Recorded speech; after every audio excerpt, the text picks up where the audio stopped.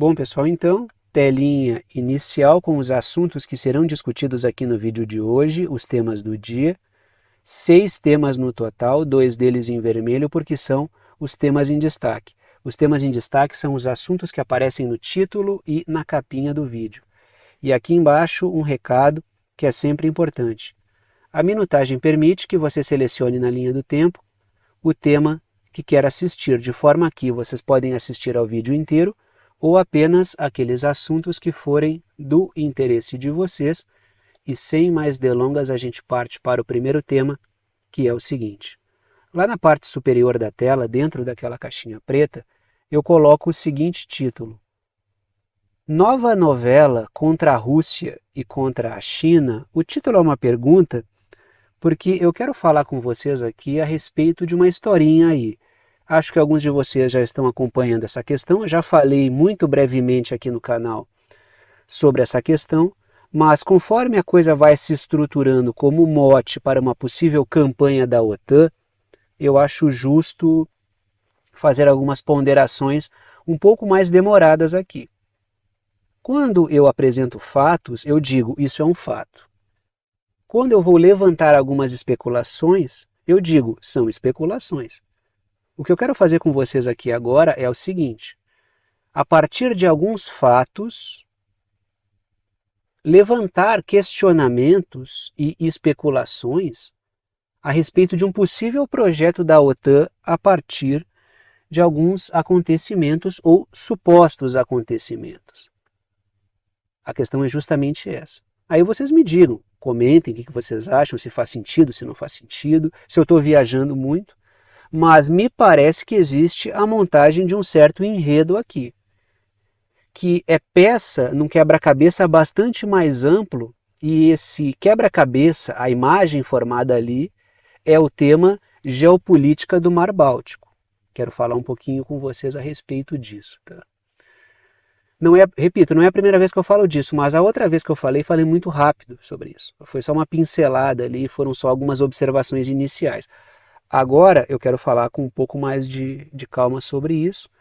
Trago aqui uma matéria da Al Jazeera, que é a seguinte.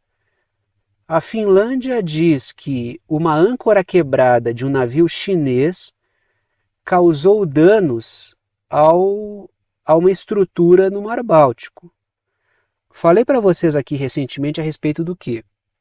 Alguns cabos submarinos e alguns gasodutos estavam sendo danificados e a Suécia, a Finlândia e a Estônia estavam investigando isso.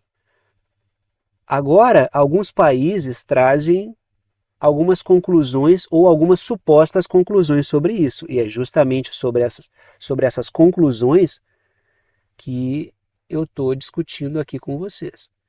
A matéria continua.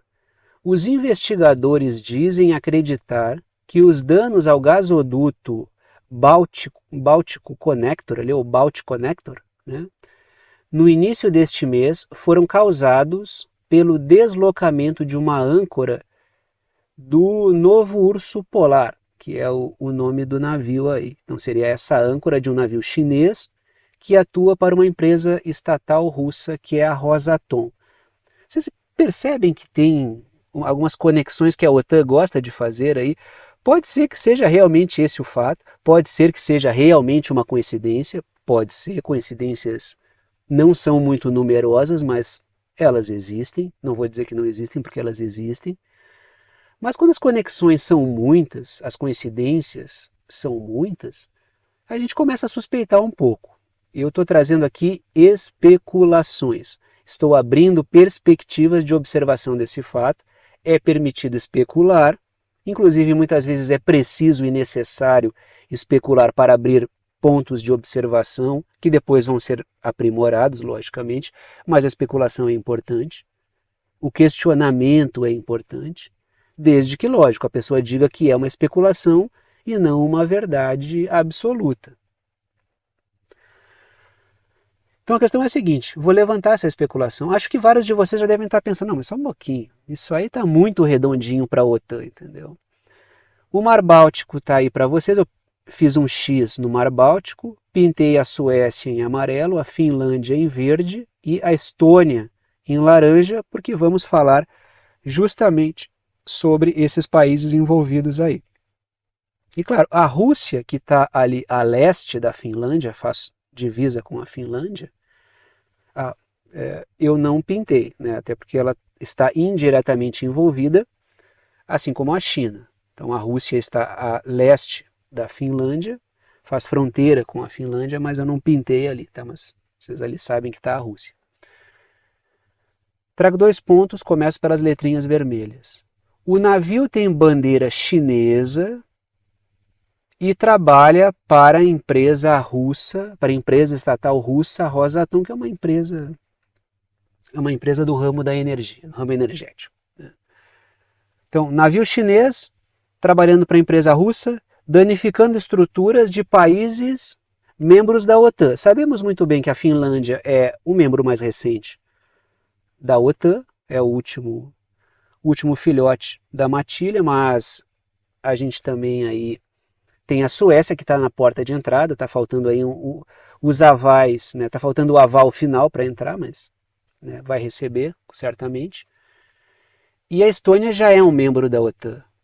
Então, navio chinês trabalhando para a empresa estatal russa no ramo da energia, que tem uma discussão enorme sobre essa questão da reformatação das cadeias de suprimentos energéticas, envolvendo sempre China e Rússia como alvo.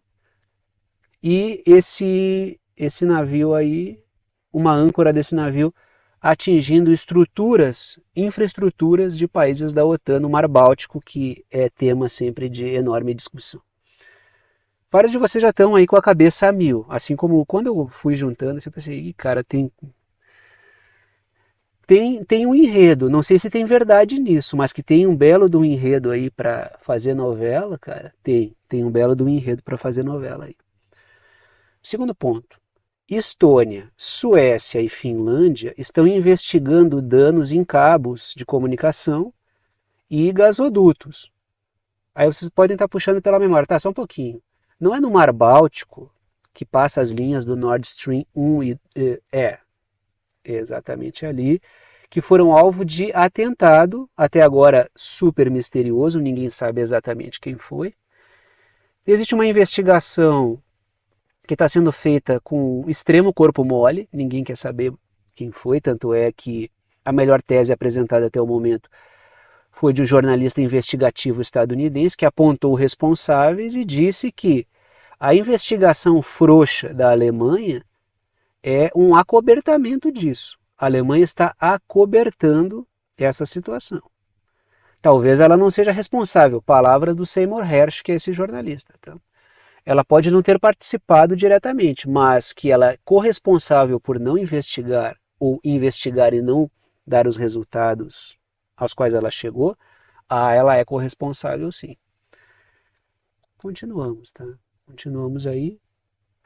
Trago 3 pontos, continuamos no mesmo assunto. Tá aí um espaço da Nord Stream, porque estamos falando desse tema também, né? Esses gasodutos aí que passam, né, pelo Báltico. Trago 3 pontos, começo pelas letrinhas azuis. A Finlândia é o mais novo membro. O Nord Stream são as linhas, né? É um gasoduto, são linhas de um gasoduto que leva gás da Rússia até a Alemanha, deveria levar pelo menos, né? O projeto era esse, e que passa pelo mesmo Mar Báltico. Aí vocês enxerguem a Rússia ali, que faz fronteira com a Finlândia, já falei para vocês, e a Alemanha ali, Germany, no mapa. Aí dá para ver que passa pelo Báltico, é uma importante infraestrutura energética para a Europa e que foi sabotada, como todos vocês que acompanham o canal bem sabem. Então ali, letrinhas azuis. A Finlândia é o mais novo membro da OTAN e a Suécia está na reta final para aprovação. Aí a Turquia está no seu andamento final, a palavra da Turquia é importante e acho que ainda tem algum saldo que a Hungria vai tentar tirar disso aí para conseguir algumas liberações importantes para ela. Então tem Turquia e Hungria estavam fazendo um jogo duro, mas é um jogo duro para tirar algumas vantagens em cima disso. A Turquia fez o seu jogo duro, conseguiu várias concessões da OTAN e agora está todo mundo muito feliz e a Suécia tem o aval muito provavelmente da Turquia para entrar. O Erdogan aí até já se apresentou favorável.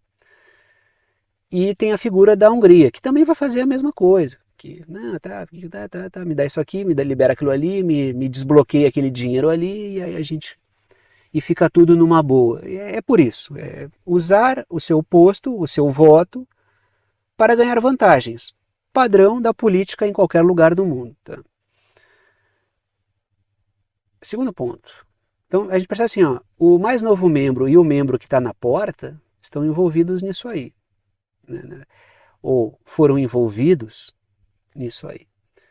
Segundo ponto. Logo no início da investigação, a OTAN culpou de antemão a Rússia nesses episódios aí. Ou seja, a OTAN é automático, acontece uma a Rússia, como resposta padrão. Sabe quando o programa resposta automática, a resposta automática da OTAN foi a Rússia. A responsável é a Rússia. Então ela responsabilizou automaticamente a Rússia.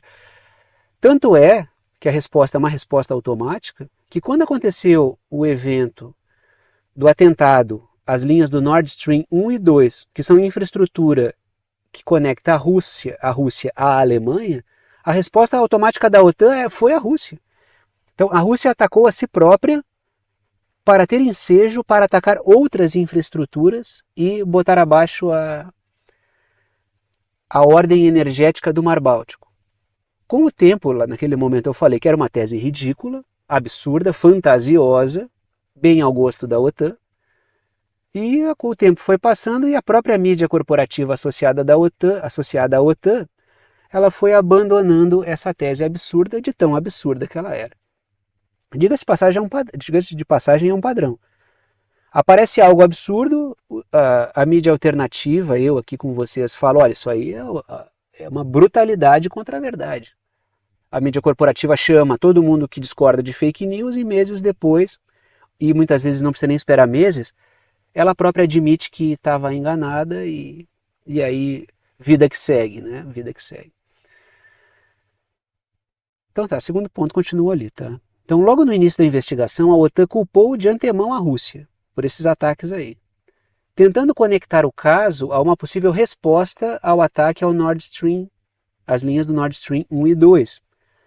Então a coisa seria assim, o enredo completo seria o seguinte: a Rússia atacou suas próprias linhas do gasoduto. Materialidade para afirmar uma coisa dessa? Nenhuma. Nenhuma. Dane-se, a verdade não importa muito para a OTAN. E ela forjou ataque contra ela própria para depois poder atacar, promover ataques desse tipo aí. Contratar através de uma empresa russa um navio chinês para ficar arrastando âncora pelo Mar Báltico. Esse seria o enredo completo, né? Mas um enredo tão fantasioso quanto mentiroso. Mas não se espantem se o pessoal não tentar emplacar essa tese aí. Viu, o Seymour Hersh estava errado. Faz sentido, né? Eu acho engraçado que os caras montam esse tipo de afirmação e eles veiculam na rede que todo tipo de acusação fundamentada à OTAN é teoria da conspiração. É muita cara de pau dos caras, né? Pegam histórias óbvias, com justificação concreta, e dizem, não, isso é teoria da conspiração, não faz sentido, isso aí é realismo fantástico. Aí, quando a história é completamente sem pé nem cabeça, essa é uma história verdadeira. Então é uma inversão, assim, de observação da realidade. Porque essa coisa assim, existe uma diferença entre verdade e verossimilhança. Só que essas coisas que a OTAN fala, elas não são nem verossímeis. Elas nem se assemelham minimamente a algo que possa ser verdade. Terceiro ponto, letrinhas verdes. A OTAN lançou um centro de defesa para gasodutos e cabos no Mar Báltico. Por quê? Por causa do episódio do Nord Stream, a OTAN, vamos nos preparar, porque a Rússia vai responder. Segundo a OTAN, ela pode responder contra um próprio ataque que ela forjou contra ela mesma para poder ter uma desculpa para supostamente responder. Não à toa, mesmo antes de começar toda essa presepada, inclusive o conflito na Ucrânia, a OTAN já vinha intensificando os seus exercícios no Mar Báltico, assim como no Mar Negro. Mesmo antes do conflito na Ucrânia começar. É importante ter essa memória, é importante porque é difícil a gente lembrar das coisas que acontecem, mas porque dão uma noção de estar ali no fio, não perder o fio da meada, entendeu? Então, a intensificação de exercícios no Mar Báltico, ela já demonstrava que algo mais sério ia acontecer ali. Claro, as forças militares estão sempre fazendo exercícios e para se manter preparadas para situações variadas. Mas quando tem uma intensificação de exercícios, como aconteceu no Mar Báltico e no Mar Negro, isso buscava antecipar uma certa situação. O Mar Báltico é aquele que eu coloquei o X ali. E o Mar Negro é aquele que está entre a Ucrânia e a Turquia lá embaixo, mais ao sul. Se vocês perceberem, tem uma linha que forma ali, que só tem como entrave a Bielorrússia, mas existe a formação de uma frente por terra e por mar contra a Rússia. Só que a frente do Mar Negro ela foi frustrada porque a Turquia barrou a entrada de embarcações da OTAN, o que impediu que o conflito na Ucrânia ganhasse conotação marítima também, até porque a Turquia seria afetada, já que ela é banhada ao norte pelo Mar Negro. Mas havia um projeto evidente ali que acabou saindo um pouco diferente da realidade. Né? Aí está o Seymour Hersh. Esse aí é o jornalista que denunciou. E para mim, ele apresentou até agora a versão mais interessante. Não estou dizendo que é o que ele diz, estou dizendo que, dados os argumentos que ele apresentou, eu acho a versão mais condizente, a que para mim mais fez sentido. O Seymour Hersh tem um histórico de entregar podres dos Estados Unidos e que se verificaram verdadeiros depois. Agora ele apresenta essa tese sobre ataques, que é o que eu coloco nas letrinhas vermelhas. Ó. O Seymour Hersh diz que a Marinha dos Estados Unidos atuou em conjunto com a Noruega para explodir as linhas do Nord Stream, assunto que eu já falei aqui até cansar. Está aí a foto do Seymour Hersh. Primeiro ponto, agora eu volto para as letrinhas azuis. O episódio cabe direitinho, esse episódio aí, né, essa novelinha toda, cabe direitinho no projeto da OTAN de romper cadeias de suprimentos entre, de um lado, a China e a Rússia e a bolha da OTAN. Sobretudo, afastar a China e a Rússia afastar a Europa da China e da Rússia, em termos de relações comerciais, quebrar as cadeias de suprimentos. O objetivo aí poderia ser dificultar o acesso da China e da Rússia ao Báltico, alguma coisa assim? Essa é a principal questão. É isso que eu estou colocando aí, porque esse episódio de um navio chinês que trabalha para uma empresa estatal russa, arrastando âncora para quebrar tudo no Mar Báltico, eu estou falando de maneira satírica aqui, mas os caras estão criando esse enredo. Às vezes eu falo de uma coisa, tem gente que fica brava, leva a sério, mas tu quer que eu leve a sério uma tese dessa aqui que está surgindo? Quer que eu leve a sério as variadas teses mentirosas? Como esses dias que eu estava discutindo aqui sobre a questão do presidente lá de Israel, não o primeiro-ministro que é o Netanyahu, o presidente que é o Herzog. Apresentar uma biografia de um cara dizendo que era um plano de treinamento para formação a construção de armas químicas, quer que eu leve a sério isso aí? Não dá para levar a sério, só na base da sátira para tu falar disso aí. Quer ver alguém falando sério aquilo lá como verdade? Liga a TV, aí tu vai ver um monte de jornalista, supostamente profissional. Até são, né? Porque eles são profissionais da mentira, então a gente tem que dizer, eles são profissionais. Eles mentem com edição, de som, de imagem, né? Com ternos, com maquiadores, com figurinistas, com estúdios, eles são profissionais da mentira. Quer ver mentira? Lá tem os mentirosos profissionais que levam a sério mentiras. Eu aqui, quando é mentira, eu trato na base da chacota mesmo. Principalmente quando é uma mentira ridícula. Terceiro ponto. A OTAN falou de uma suposta resposta russa que na verdade jamais veio, né? Que a Rússia forjou um ataque contra ela própria no Nord Stream para atacar, mas essa resposta russa nunca veio. É essa aí agora, é um navio chinês arrastando âncora trabalhando para uma empresa estatal russa. Então, aí eu pergunto, né? Estaria a OTAN forjando os próprios ataques? Não sei. Não sei, estou só especulando. Já que a gente está falando da China, eu aproveitei, não tem nada a ver com aquilo ali, mas eu aproveitei para trazer essa notícia que é importante. Eu não queria um espaço especial para ela, mas acho que eu não podia não falar. Então, aproveitei que eu estou falando de um navio chinês aí que está de maneira terrorista, destruindo todos os gasodutos e cortando todos os cabos no Mar Báltico, para falar um pouquinho sobre essa decisão da China aqui. Matéria do South China Morning Post. China demite o ministro da Defesa desaparecido, que é o Li Shangfu, sem explicação. Aí não está muito claro ainda o motivo para isso ter acontecido. Pode ser uma estratégia da China para tentar abrir diálogo. É uma possibilidade, tá?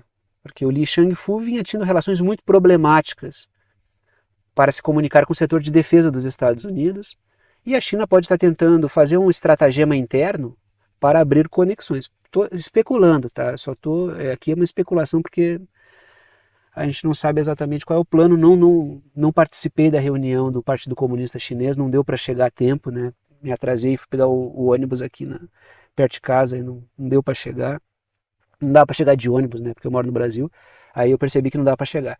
Então eu não pude participar, então eu não sei qual foi o motivo dessa decisão aí estratégica.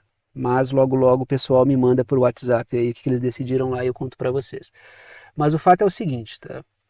Houve essa decisão e a gente vai ter que falar um pouquinho sobre isso. Trago 3 pontos e começo pelas letrinhas azuis. O Xi Jinping tem levado a cabo uma operação interna para o aumento do controle sobre o governo e de combate à corrupção em seu governo, sobretudo no que tange à questão de defesa. Ele está fazendo uma ampla campanha anticorrupção no setor de defesa, não por motivos morais, mas por motivos técnicos. Por motivos técnicos. A corrupção, ela gera problemas de escala, ela gera problemas técnicos para um país. Claro, é um problema de caráter moral, mas ela gera problemas para um país na estrutura, na infraestrutura, no desenvolvimento de um país. E tem uma coisa importante, aumenta o controle sobre a questão por causa dos tempos de crise e de conflito.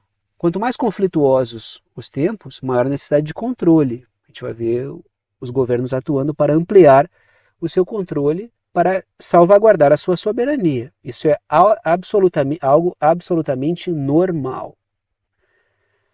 Segundo ponto. Então, assim, já estou levantando que há uma possibilidade do Xi Jinping não estar confiando ali nos olhos do Li Shangfu para fazer esse trabalho.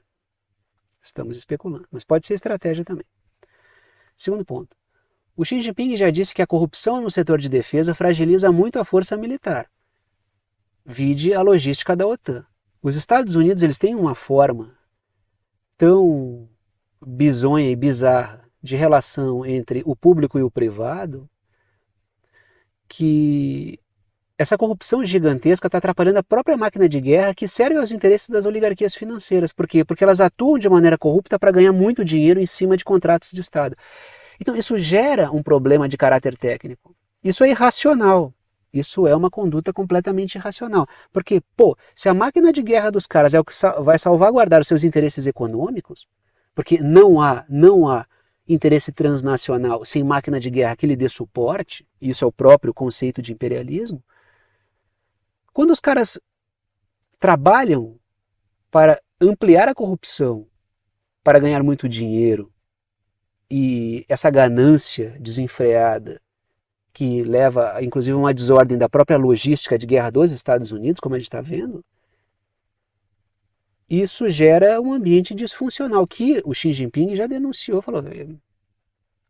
Tanto é que a gente compara o poder naval dos Estados Unidos com o potencial naval da China, a gente percebe que tem algo ocorrendo de maneira muito errada nos Estados Unidos. Eu já falei sobre essa questão da diferença naval ali, né? A Rússia ampliou seu potencial durante a guerra de produção de armas e munições. A logística da OTAN não consegue acompanhar. Então tem algo muito errado acontecendo com a logística da OTAN. Terceiro ponto. O Qin Gang, que era o ministro das Relações Exteriores, foi demitido meses atrás após insucesso em promover diálogos com a União Europeia. Então a gente percebe que está tendo mudança das cadeiras lá. Porque as respostas a planos que dão errado não demoram a acontecer porque o Xi Jinping não quer abrir margem para erros que comprometam a sua governabilidade. Então esse episódio do ministro da Defesa pode ser algo desse tipo. Aí tem um artigo do Atlantic Council que é interessante. Por quê? Porque é um centro de estudos da OTAN, então a leitura deve ser feita com todo o cuidado do mundo, como eu sempre aconselho para vocês. Mas é importante saber o que esse pessoal pensa. Mas o fato é o seguinte, esse artigo do Atlantic Council, que é um centro de estudos da OTAN, ele faz um levantamento de pontos, reações, efeitos, resultados, respostas, rebotes das ações de Israel na faixa de Gaza. Então eles fazem um cálculo aí de que pontos são preocupantes. Tanto é que o título do artigo é o seguinte: as consequências globais da guerra Israel-Hamas, leia-se massacre de Israel na faixa de Gaza, estão apenas começando, ou seja, eles estão dizendo que vai ter muito mais desdobramento e levantam alguns ali, alguns dos quais a gente já discutiu aqui. Então é importante fazer esse comparativo. Eu fiz aqui a minha ponderação, os caras estão lá fazendo as dele, nós somos de lados opostos, todo mundo que acompanha o canal sabe que é uma proposta contra a OTAN, e justamente por isso a gente faz aqui. Eles estão vendo a mesma coisa, então... Tá aí o cenário, circulei a faixa de Gaza só para espacializar a discussão e trago 2 pontos, começo pelas letrinhas vermelhas. O texto abre colocando como preocupação central a possível intervenção do que eles chamam de dobradinha Irã-Hezbollah.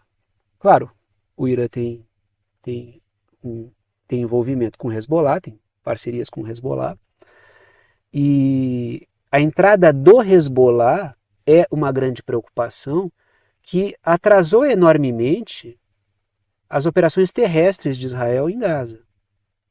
Todo esse cálculo ficou difícil de fazer.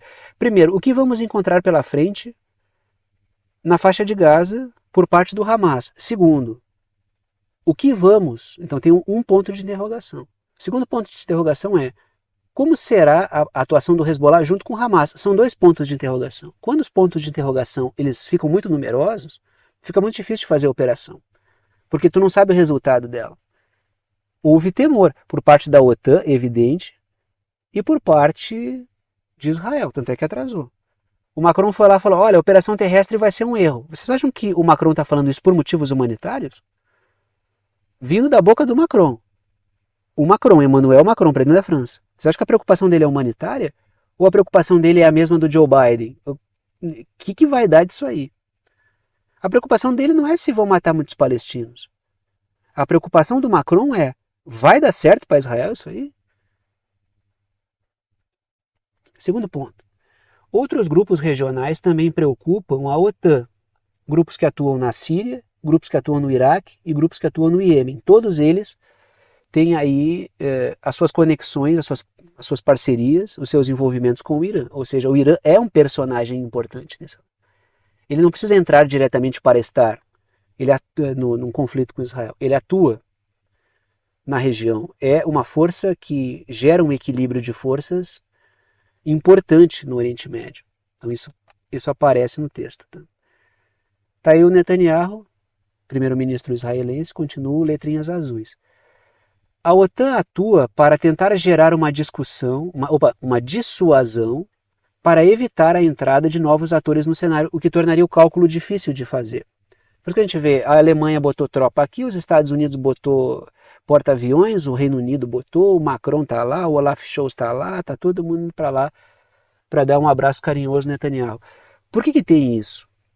É uma tentativa de dissuasão, de tentar mostrar para outros atores para que eles não devem entrar, porque existe força ao lado de Israel. Porque se eles entrarem, ninguém sabe onde é que isso aí vai acabar, entendeu? Segundo ponto.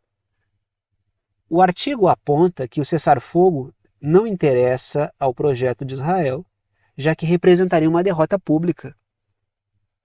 Principalmente para o Netanyahu. Porque o que o ataque do Hamas demonstrou? Que a segurança de Israel não garante nenhum tipo de blindagem para o cidadão israelense. Então foram anos de inteligência, segurança, os caras foram lá e mostraram quão frágil é a defesa de Israel.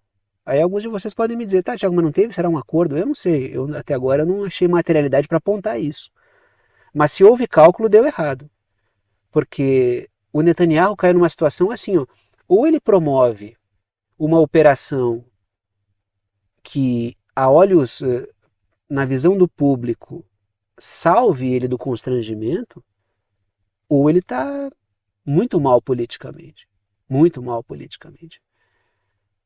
E quanto mais ele fizer operação em Gaza, mais vai dar tensão e crítica, porque Israel está matando civil a rodo lá. Ou seja, se ele sai agora, ele é visto como um fracassado que apanhou do Hamas. Se ele continua a operação, ele vai ser visto como um assassino cada vez maior. Ou seja, o Netanyahu já está numa sinuca de bico, entendeu? Por isso que se foi projeto, deu errado.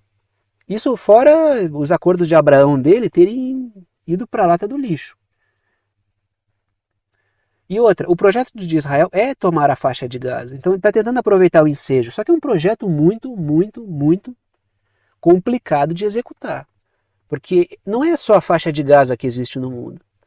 Existem outras forças islâmicas na Europa, nos Estados Unidos, na toda a região do Oriente Médio, na Ásia, no continente africano, que estão com ódio crescente e mortal de Israel e de todos os aliados de Israel. Por isso que o cálculo não é fácil de fazer.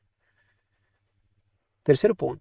O artigo aponta que a OTAN visa demonstrar aos sauditas o risco regional das parcerias entre Hamas, Hezbollah e o Irã, logicamente que tentando manter a Arábia Saudita próxima de Israel, tentando impedir que os acordos de Abraão, não vou nem dizer se subiu no telhado, eu acho que agora, né, foi muito além do telhado os acordos de Abraão. Está muito difícil de implementar. 3 pontos, letrinhas azuis. Está aí o Mohammed bin Salman, que é o líder da Arábia Saudita, porque estamos falando da Arábia Saudita. Letrinhas azuis. O texto aponta Israel como um parceiro da Arábia Saudita para a modernização da economia saudita, que é uma tentativa de botar Israel como um adversário da China, porque a China é que está promovendo parcerias para a modernização da economia saudita. O texto quase que implora, não se afastem de Israel, por favor. Eles fizeram isso aí, mas não levem para o pessoal. Segundo ponto. Israel vinha atraindo os países do Golfo, mas a população muçulmana é um entrave. E a questão palestina sempre foi um entrave. Como é que um governo, por mais que ele queira fechar acordos com Israel, vai fazer enquanto massacrar palestinos, muitos deles muçulmanos, como está fazendo? São governos que precisam tomar cuidado com as decisões que tomam, senão a população toca fogo na pichorra, entendeu?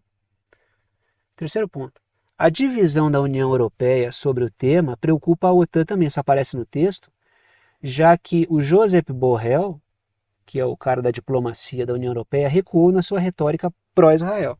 Que ele tinha lá, vamos cortar todo o dinheiro de todos os palestinos, até da autoridade palestina. Passo atrás, já mudou. Por quê? Porque o cenário mudou. Isso aí gerou problemão para ele. E a Ursula von der Leyen, que também é uma representante da União Europeia, ela foi criticada por apoiar Israel totalmente. Ela disse, eu dou o apoio total. Membros da União Europeia já disseram, né? Representantes, ela está falando por ela, não está falando pelo bloco. Então o texto levanta, e o texto também ele levanta uma questão adicional, que é a preocupação com esquecerem totalmente da Ucrânia. Isso é um outro fato que eles levantam ali, que eu acabei não colocando.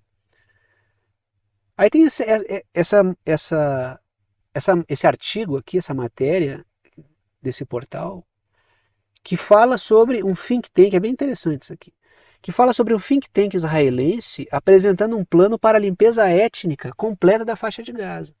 Ou seja, um centro de estudos, isso é um think tank, um centro de estudos israelense, com vários políticos que já participaram do alto escalão de Israel, falando sobre limpeza étnica num processo parecido com o que a inteligência de Israel está levando a cabo. Ou seja, não há nenhum exagero em falar sobre limpeza étnica, expulsão e assassinato dos palestinos na faixa de Gaza. Israel está falando sobre isso. Não é exagero, não é. Nunca foi falar, mas quando aparecem provas abundantes, não só documentais, como no campo, porque o que Israel está fazendo lá, bombardeando como está, não deixa mais margem para dúvida. Tá aí a matéria é a seguinte. A matéria continua, porque eu já li o título dela, né? Um grupo de reflexão israelita, ligado ao primeiro-ministro israelense, o Benjamin Netanyahu, publicou um relatório em 17 de outubro promovendo a oportunidade única e rara para a relocalização e assentamento final de toda a população de Gaza. Quer dizer, mas isso aí não é limpeza. Claro que como não é? Você vai tirar todos os palestinos de Gaza? O que é isso aí então? Você vai promover um deslocamento de massa de pessoas para outro lugar.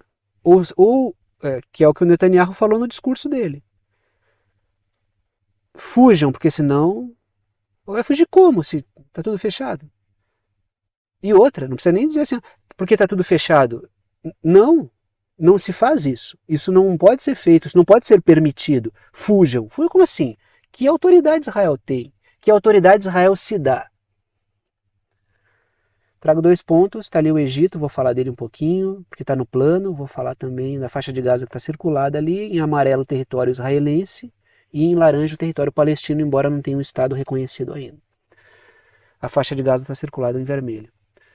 Letrinhas vermelhas. A inteligência israelense estaria planejando a remoção dos palestinos para áreas no Egito. Tá? É isso que está colocado no texto. Segundo ponto. Os palestinos seriam alocados em acampamentos no Egito e outros países parceiros. Ou seja, né, eles seriam todos expulsos dali. Expulsos ou assassinados. É isso que Israel tem deixado muito claro. Ou sai ou morre. Ah, e se não puder sair, então vai morrer. É isso que está aparecendo. Que está aparecendo, não é que está aparecendo. É isso que é. Terceiro ponto. Assim, já está muito feio ficar negando, né, disfarçando as aparências, negando as aparências, disfarçando as evidências aí, né? Já está feio para fazer isso aí. Tem canal de mídia que continua nessas, mas algumas até já estão abrandando porque está muito feio esconder o que está acontecendo ali. Primeiro ponto, letrinhas azuis.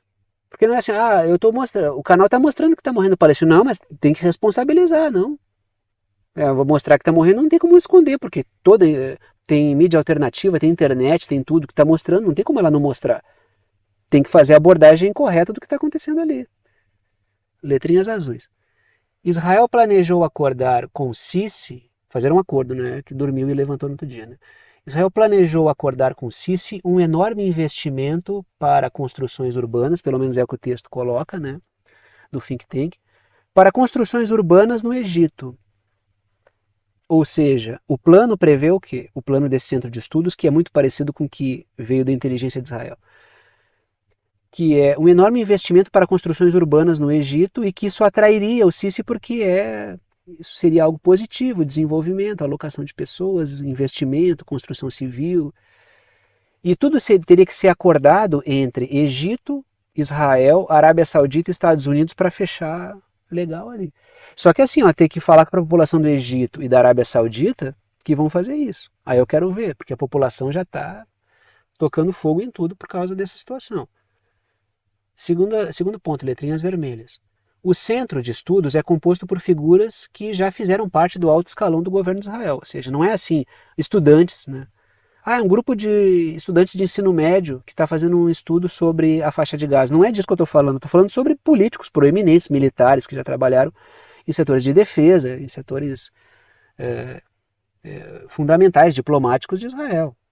Isso é o centro de estudos, entendeu? Não é universitários, não tem nada a ver com isso. São pessoas influentes que atuam, que têm contatos, que podem fazer acontecer.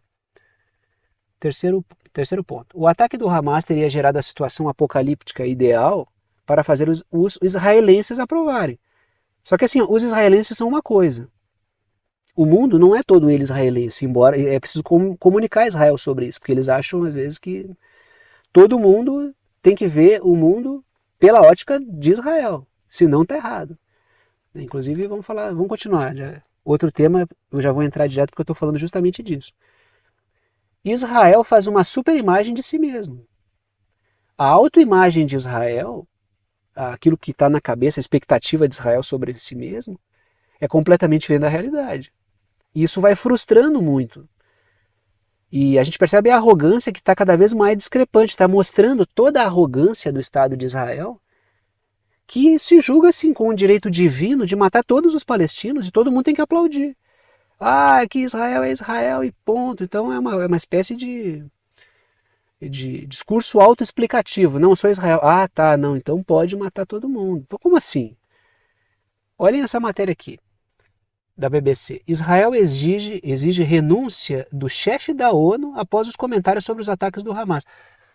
O Antônio Guterres, me perdoe, Guterres, que não é colombiano, é português, que é o secretário-geral da ONU, ele criticou a violência na faixa de Gaza. É como se ele falou assim, a chuva molha e as pedras caem. Ele falou o óbvio, do óbvio, do óbvio, do óbvio. Tá? Tanto é que eu coloco ali, o Antônio Guterres criticou o massacre de palestinos na faixa de Gaza. E ele foi tratado como uma espécie de antissemita. Ou seja, essa é a visão do Estado de Israel. Todo mundo é obrigado a colocar os israelenses, o interesse do Estado de Israel, os sionistas, acho que é mais específico, né? Os interesses do Estado de Israel, do sionismo, como o umbigo do universo. Caso contrário, tu é um antissemita, um nazista. Não, meu amigo, não é assim que funciona mesmo. Ninguém tem que ficar dobrando o joelho para o Estado de Israel, entendeu? Não existe isso aí. Tem que quebrar essa lógica, sem embarcar em discurso nazista. Porque não é preciso fazer isso para mostrar que Israel está... Não tem necessidade nenhuma disso. O que Israel está fazendo é um assassinato em massa, tanto quanto os nazistas fizeram com os judeus no contexto da Segunda Guerra Mundial. Ponto. É isso. O que o Guterres falou foi o óbvio. É o Guterres, cara, não é um revolucionário.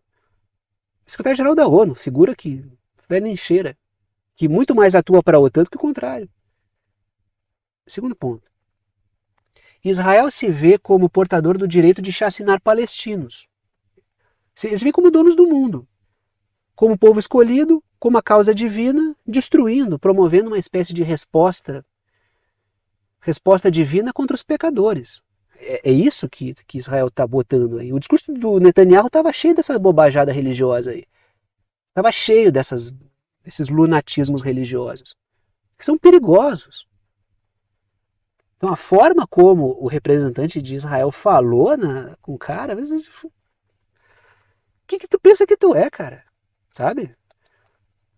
Continuamos aí. The New York Times. Vamos continuar falando sobre Israel. Uma análise detalhada de algumas evidências importantes da explosão no hospital de Gaza. A matéria continua. Um vídeo de míssil amplamente citado por Israel e por Biden não esclarece o que aconteceu, conclui uma análise do The New York Times. Vai ver que também os caras vão ser vistos como antissemitas. Né? Por quê? Porque essa matéria aqui, eu coloco nas letrinhas azuis, a matéria desmonta a tese que vinha sendo defendida por Biden e pelo Estado de Israel. Ah, porque o The New York Times está fazendo jornalismo investigativo, está trazendo a verdade. Não, porque, ali que eu coloco no último ponto, a Al Jazeera já tinha destruído a tese de Israel e dos Estados Unidos dias atrás. De uma maneira assim humilhante. Foi um vídeo ultra esclarecedor. O The New York Times pega aquela vaga e é o primeiro a trazer o que a Al Jazeera já tinha jogado na cara de todo mundo, ou todo mundo ia cair no ridículo defendendo a mesma tese idiota. Aquele vídeo com análise forense, olha aqui o míssil veio de lá com angulação tal. Bom, a Al Jazeera foi lá e acabou com a palhaçada.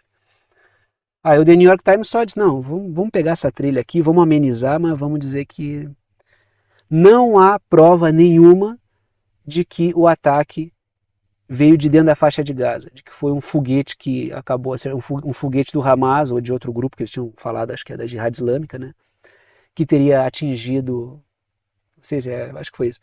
Agora não me recordo exatamente, mas eu sei que eles acusaram os palestinos de terem atacado o hospital. Não é. O que o The New York Times está dizendo não é isso aí. Não dá para provar. Ou seja, eu falei desde o início, aquilo ali não fazia sentido. Porque não faz sentido. Então é só o tempo que vai dizendo para nós aí. Né? Segundo ponto. Alguns portais de mídia corporativa mais prudentes trataram de silenciar sobre a questão do hospital. Não falaram mais. Teve uns que até viraram e começaram a falar de Brasil de novo. Ah, vamos falar aqui, né, do Congresso, vamos falar das reformas que estão passando, não estão passando no Congresso. Né? Vamos falar de Mauro Cid, sei lá, essas bosta aí. E vamos falar de outra coisa, porque não quiseram mais falar. Os mais imprudentes defendem até de Israel. Porque tem uns que são, inclusive não são nem canais daqui, né? Claro, nenhum desses canais corporativos são exatamente daqui. Agora, tem uns que são dos Estados Unidos com marca dos Estados Unidos, né? Isso aí não dá nem pro cara levar a sério, né? Continuamos, tá? Continuamos não, agora a gente vai para a Ucrânia porque tem uma péssima notícia fresquinha para a Ucrânia aqui. Pelo menos para mim, né? Tô gravando o vídeo no final da tarde, início de noite, e vocês vão ver às 8 horas da manhã, 12 horas depois que eu gravei. Porque o conservador Mike Johnson, eleito o novo presidente da Câmara dos Estados Unidos. Qual é a possível péssima notícia? Porque pode ser que ele entre lá e faça tudo ao contrário. Porque os estímulos que eles ganham lá dentro, eles são bem grandes, né? O Mike Johnson já votou contra manter o apoio militar à Ucrânia e agora chefia a Câmara. Ou seja, se a gente for seguir a lógica, o que não faz muito parte da política, ele tiver a mesma postura, a Ucrânia, isso aí não é uma boa notícia para a Ucrânia. Segundo ponto. O Kevin McCarthy, que é o ex-líder da Câmara, vinha questionando a eficácia do apoio à Ucrânia, por causa da baixa popularidade em apoiar a Ucrânia. Isso aí perdeu o apelo. Então o Kevin McCarthy simplesmente fez assim, ó, bom, se o povo, eu não vou perder voto por causa da Ucrânia. Fim, ele então não conseguiu controlar a situação, foi deposto do cargo, foi derrubado do cargo, e entrou o Mike Johnson, que é contra também. Continuamos a cara do Zelensky. O Johnson já criticou o apoio a outros países enquanto a situação interna é crítica, ou seja, a gente manda dinheiro para fora e aqui dentro. Como é que fica? Esse é o cara que está à frente da Câmara, vamos ver se ele vai aplicar isso aí, né?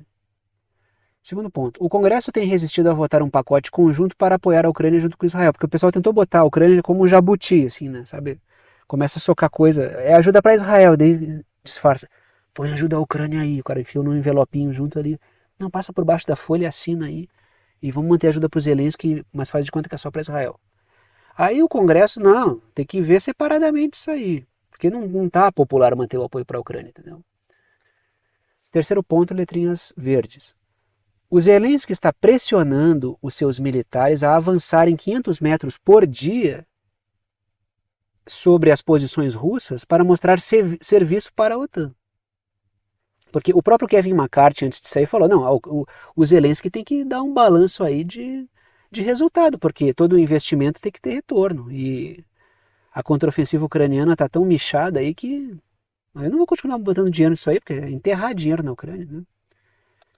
Então, o saldo não é muito positivo. E só para a gente fechar a discussão, a gente vem para a América Latina, né, falar da Venezuela, porque existe uma polêmica na oposição venezuelana. Os Estados Unidos querem democracia, entre aspas, na Venezuela para fazer essas presepadas aí.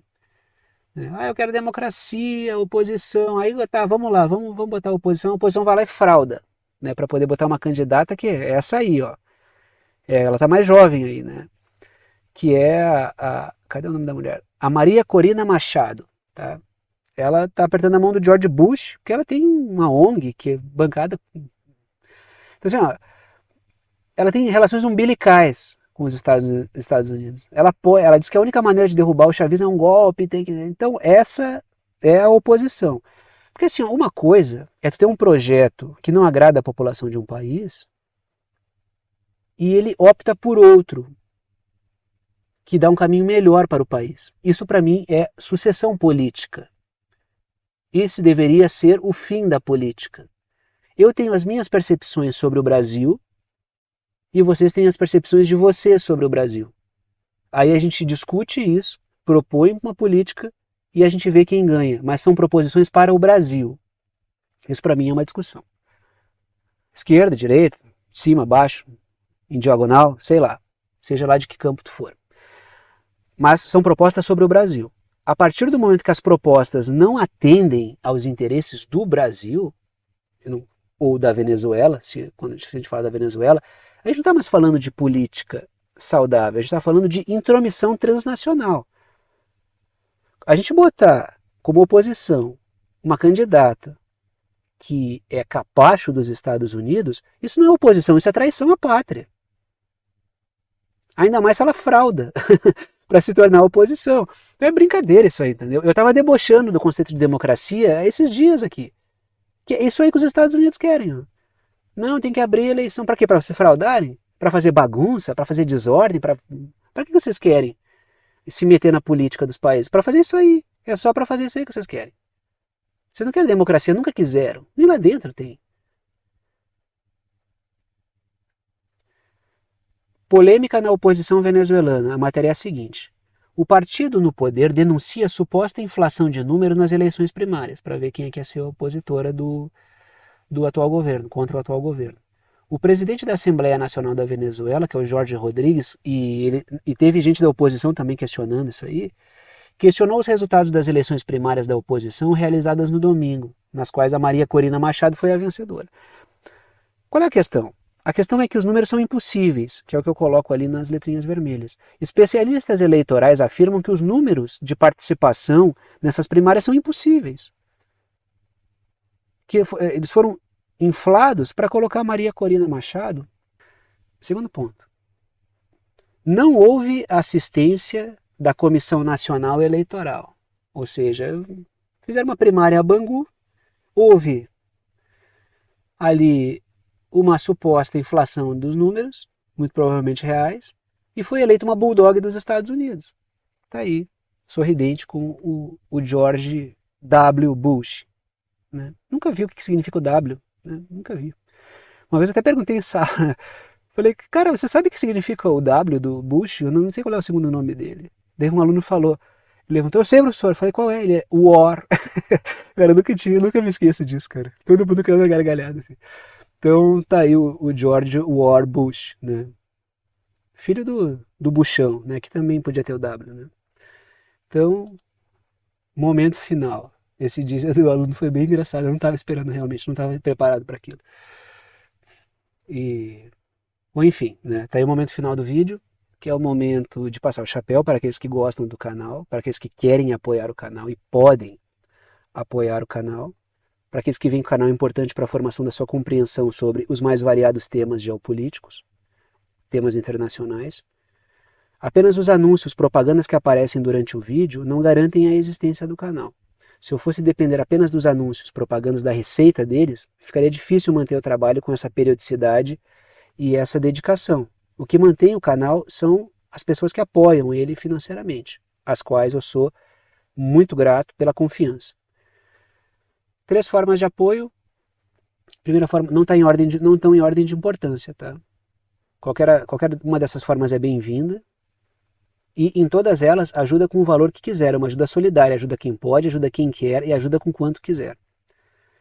Primeira forma de apoio é por boleto bancário ou cartão de crédito pela plataforma Apoia-se. Está aí o site e endereço do Apoia-se, uma plataforma de apoio virtual. Segunda forma de apoio é pelo Pix. Tá aí a chave Pix, que é uma chave de e-mail. Tem gente que coloca o número do celular como chave Pix, número do CPF, do CNPJ como chave Pix. Eu coloco um e-mail. Se vocês digitarem lá na chave Pix, pixverdadeconcreta@gmail.com, pixverdadeconcreta@gmail.com, vai aparecer o meu nome, que é Thiago, e vocês podem fazer a doação no valor que vocês quiserem. Terceira forma de apoio é pelo botão Seja Membro. Ajuda direto pelo YouTube, é um botão que fica embaixo do vídeo. Tem faixas de valor, vocês escolhem com quanto ajudam. E repito, todas as 3 formas são bem-vindas. E repito também, sou grato aos que apoiam e mantêm esse trabalho aqui funcionando. Vou parando por aqui e tchau para vocês.